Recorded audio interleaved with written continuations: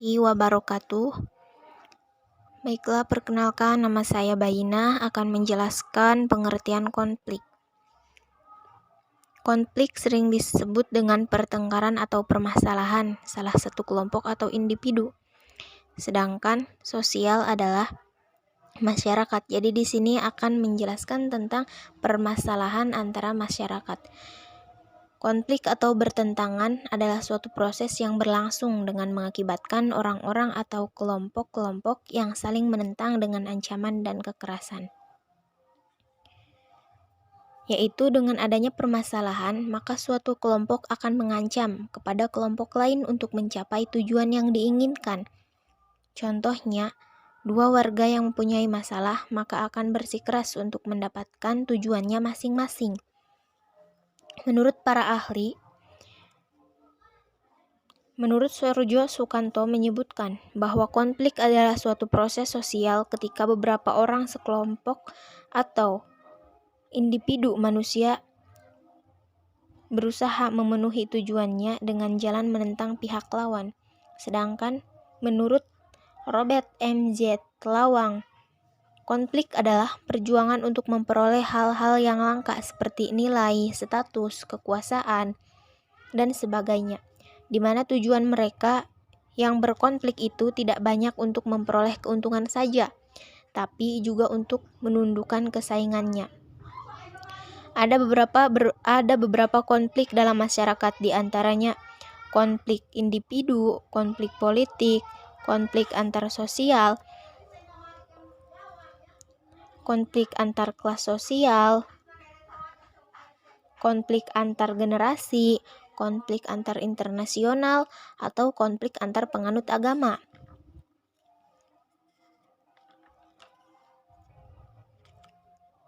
Nah, jadi sebab terjadinya konflik adalah banyak faktor yang menyebabkan terjadinya konflik interaksi sosial bersifat disosiatif yang berwujud persaingan atau competition. Dan kekerasan. Persaingan adalah proses sosial yang mengandung perjuangan untuk merebutkan tujuan tertentu yang sifatnya terbatas, semata bermanfaat mempertahankan suatu kelestarian hidup. Persaingan dapat dibedakan dalam dua sifat umum. Pertama, yaitu persaingan personal. Yang kedua, yaitu persaingan impersonal. Dampak konflik sosial.